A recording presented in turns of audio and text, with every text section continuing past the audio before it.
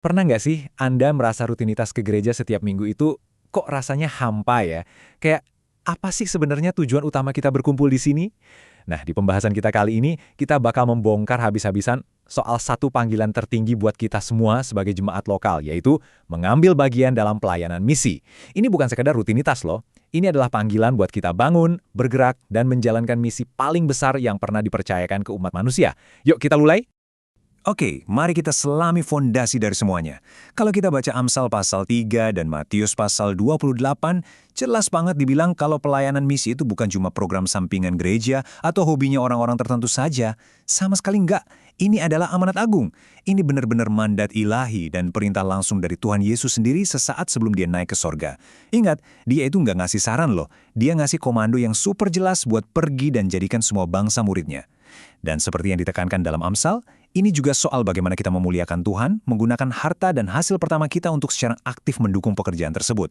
Masuk ke poin pertama kita, panggilan agung pelayanan misi. Coba deh berhenti sebentar dan pikirkan, kenapa sih Anda bisa punya iman yang Anda pegang kuat hari ini? Kok bisa Anda duduk di gereja ini dan mengenal Injil? Jawabannya sebenarnya sederhana banget, tapi sangat mendalam.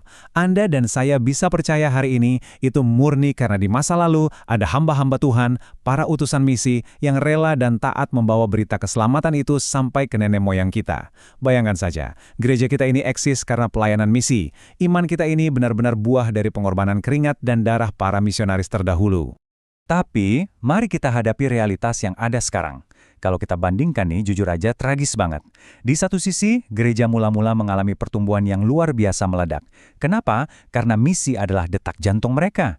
Mereka nggak bisa diam, mereka terus memberitakan Injil kemana-mana. Tapi ironisnya, coba lihat banyak gereja modern saat ini. Malah apatis. Banyak jemaat yang terputus dari panggilan utama ini. Cuma duduk nyaman, nggak peduli, dan akhirnya gagal untuk mengutus atau mendukung pemberita Injil. Padahal kita sudah menerima begitu banyak kasih karunia kan? Tapi kok kita menahan diri buat meneruskannya? Ini adalah sebuah teguran keras buat roh kita semua. Lanjut ke bagian kedua, teladan jemaat di Filipi. Daripada kita terus berfokus pada masalah apatisme tadi, mending kita lihat solusi sejarah yang sangat menginspirasi ini. Kita tuh nggak dibiarkan berjalan tanpa arah. Di Perjanjian Baru, Rasul Paulus punya hubungan yang luar biasa dalam dan dekat sama jemaat di Filipi. Jemaat ini bukan tipe yang datang hari Minggu cuma buat menikmati khotbah yang bagus, bukan. Mereka adalah mitra aktif sejati di dalam pelayanannya Paulus. Bisa dibilang, mereka ini standar emas, teladan paling top soal bagaimana sebuah gereja lokal itu seharusnya hidup dan berfungsi. Nah, hal yang paling menarik dari lini masa ini adalah bagaimana konsistennya dukungan mereka. Jemaat Filipi itu nggak cuma memberi persembahan sekali terus udah lupa. Coba lihat polanya. Beberapa bulan sebelumnya waktu Paulus berangkat ke Makedonia, mereka dukung. Lalu beberapa minggu sebelum surat ini ditulis, pas dia lagi melayani di Tesalonika, mereka kirim bantuan lagi. Bahkan, ini yang luar biasa. Di masa kini, dalam konteks surat itu, pas Paulus lagi dirantai di dalam penjara Roma gara-gara memberitakan Injil, dana dan materi itu tetap mengalir kepadanya. Nggak putus. Mereka memastikan Paulus tidak pernah kekurangan dukungan. Ini baru namanya kesetiaan yang radikal. Poin ketiga, 4 esensi dukungan misi. Kalau kita membedah surat ucapan terima kasih Paulus di Filipi pasal 4, kita bakal menemukan satu hal yang penting banget. Ini ternyata bukan sekedar panduan soal dukungan finansial saja.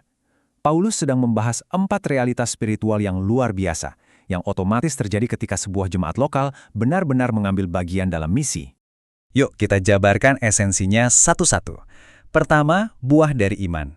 Keterlibatan Anda dalam misi itu jadi bukti paling nyata kalau kedewasaan rohani Anda terbangun. Kedua, meringankan beban. Lewat dukungan itu, Anda secara harfiah menghibur dan berbagi kesusahan dengan para utusan misi di garis depan, membuat ruang gerak mereka jadi jauh lebih mudah. Ketiga, berkenan kepada Allah. Dan yang keempat, menerima berkat. Intinya sih, iman yang benar-benar matang itu pasti secara natural bakal selalu rindu buat ikut memikul beban pekerjaan Tuhan.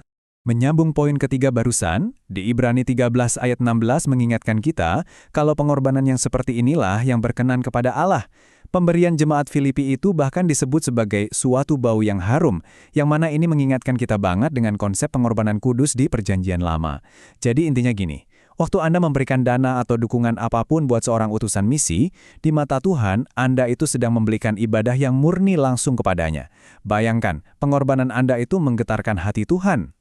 Dan sebagai balasan dari pengorbanan yang harum itu, Paulus menyebut tentang doksa atau kemuliaan. Nah, hati-hati, janji kelimpahan di sini sama sekali bukan soal teologi kemakmuran duniawi yang dangkal ya, bukan itu maksudnya. Doksa merujuk pada keadaan yang paling mulia, kondisi puncak keselamatan abadi di surga nanti bagi orang-orang Kristen yang sejati. Jadi, ada kekayaan rohani luar biasa yang tak tertandingi, yang sudah disiapkan untuk mereka yang hatinya benar-benar menyatu dengan misi Allah. Keempat, langkah konkret, yaitu daya, doa, dan dana. Dengar ya, setelah kita membahas kemuliaan dan panggilan yang sebegitu besarnya, kita nggak bisa dong cuma mengangguk setuju lalu pulang begitu saja. Iman itu menuntut tindakan, harus ada langkah nyata dari Anda dan saya. Terus bagaimana kita merespon panggilan agung ini secara praktis di gereja lokal kita? Nah, ilustrasi ini dengan brilian menjelaskan prinsip 3D yang membutuhkan aksi nyata dalam proporsi yang setara. Pertama, daya. Libatkan diri Anda secara fisik, ikutlah dalam tim penjangkauan lokal gereja akhir pekan ini, atau jadilah sukarelawan untuk panitia misi. Kedua, doa. Jangan cuma doa yang umum-umum saja loh. Coba dia luangkan 5 menit setiap jam 5 pagi, secara spesifik sebutkan nama misionaris kita dan keluarga mereka, supaya Tuhan lindungi di lapangan. Dan yang ketiga, dana. Atur transfer otomatis, atau sisihkan persentase pasti dari pendapatan Anda di awal bulan khusus untuk misi, sebelum dipakai untuk hal lain. 3 komponen ini mutlak diperlukan dan nggak bisa ditawar-tawar lagi. Kelima, janji berkat dan kemuliaan. Khususnya bagi kita di keluarga besar gereja GMI ini, pelayanan misi itu wajib menjadi ujung tombak. Ini bukan cuma satu departemen sampingan, tapi ini adalah prioritas mutlak yang mendasari keberadaan kita. Harapannya sangat tegas, semua jemaat tanpa terkecuali harus terlibat aktif. Dan ketika kita taat mempraktikkan amanatnya, janji penyertaan dan kemuliaan Tuhan itu terjamin 100% buat gereja ini. Kini kita tiba di penghujungnya. Ingat, pengetahuan rohani tanpa aplikasi nyata itu hanyalah iman yang mati. Saya ingin meninggalkan Anda dengan satu pertanyaan yang menuntut komitmen dari dasar hati Anda yang terdalam. Apa wujud daya, doa, dan dana Anda mulai hari ini?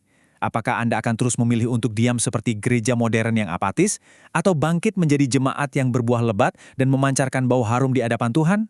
Keputusannya ada di tangan Anda. Ladangnya sudah benar-benar memuning nih. Mari kita ambil tindakan sekarang.